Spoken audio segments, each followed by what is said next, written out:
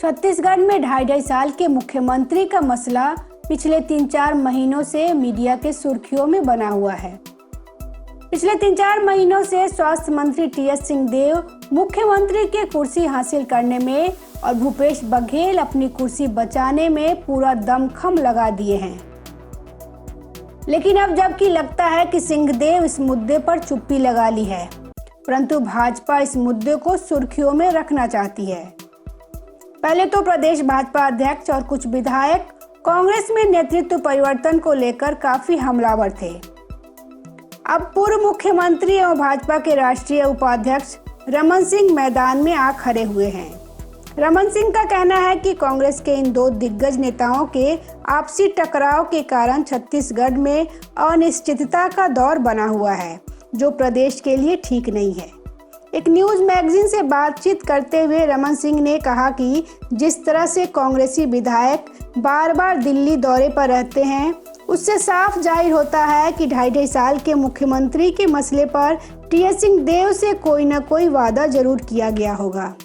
यहाँ रमन सिंह का बयान काफी दिलचस्प एवं उत्सुकता पैदा करता है कि कांग्रेस में सिंहदेव के अलावा प्रदेश से संबंधित किसी भी पार्टी पदाधिकारी ने 2.5 साल के मुख्यमंत्री का कोई फार्मूला की बात स्वीकार की हो।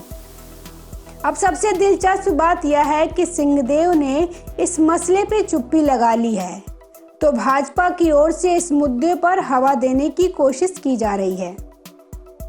रमन सिंह कहते हैं कि अब कांग्रेस में विभाजन की रेखाएं साफ दिख रही है, जिसका प्रभाव छत्तीसगढ़ में देखने को मिल रहा है। पिछले 5-6 महीने से राज्य में कामकाज बंद है। राज्य में अनिश्चितता का दौर बना हुआ है। उनका कहना है कि राज्य को अनिश्चितता के दौर से निकालने के लिए कांग्रेस आलाकमान को यह फैसला ले लेना चाहिए कि या तो भूपेश बघेल को ही 5 साल के लिए मुख्यमंत्री घोषित कर देना चाहिए या फिर टीएस सिंहदेव को उनके दावे के मुताबिक राज्य का कामकाज सौंप देनी चाहिए। रमन सिंह ने कोरोना बीमारी पर भी भूपेश बघेल को घेरा। उनका कहना था कि जब कोरोना की दूसरी लहर आई थी तो राज्य सरकार की सुध लेने के बजाय आपस में ही लड़ाई में उलझे हुए थे। अब पूरे देश में करीब 110 करोड़ से ज्यादा टीकाकरण के कारण तीसरी लहर की संभावना कम हो रही है, लेकिन स्वास्थ्य मंत्री टीएस सिंहदेव एवं मुख्यमंत्री भूपेश बघेल के बीच का टकराव का बुरा असर अब स्वास्थ्य सेवा में भी पड़ रहा है। इसके अलावा उन्होंने झीरम घाटी, कवर्धा सांप्रदायिक मामला, नक्सल गतिविधि जैसे मुद्दों पर भी बातचीत की और भूपेश सरकार को घेरने की कोशिश की। गौरतलब है कि रमन सिंह के अलावा कई दिग्गज भाजपा नेताओं ने भी कांग्रेस के इस लड़ाई पर बघेल सरकार को बार बार घेरने की कोशिश की है। कांग्रेस अलग अलग गुटों में उनकी मारपीट की घटना पर भाजपा विधायक अजय चंद्राकर ने भी कांग्रेस प्रभारी पीएल पुनिया को संबोधित करते हुए ट्वीट किया था कि छत्तीसगढ़ कांग्रेस भवन मारपीट, लड़ाई झगड़ा, गाली गलौज का हॉटस्पॉट बन गया है।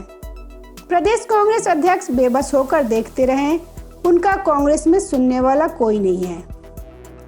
भाजपा के प्रदेश अध्यक्ष विष्णुदेव साय ने भी कांग्रेस आलाकमान सोनिया गांधी को खुला पत्र लिखकर कांग्रेस को घेरने की कोशिश कर चुके हैं। उन्होंने अपने पत्र में लिखा था कि कांग्रेस का सत्ता संघर्ष अब इस मुकाम पर जाता नजर आ रहा है कि वो न केवल प्रदेश के राजनीतिक सौहार्द को खत्म करने वाला है, बल्कि प्रदेश के राजनीतिक गैंगवार की भी शक्ल देने वाला है।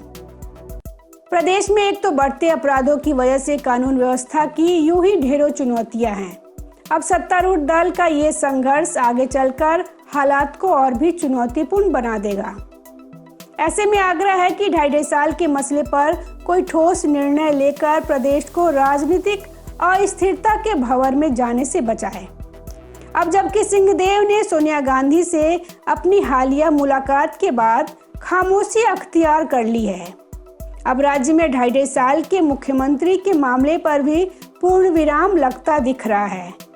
लेकिन पार्टी के कार्यकर्ताओं के बीच आए दिन होने वाला मारपीट, बवाल पार्टी के अंदर की गुटबाजी को सड़क पर ला खड़ा किया है और अगर इस मामले को सही ढंग से नहीं निपटाया गया तो कांग्रेस को नुकसान होगा ही।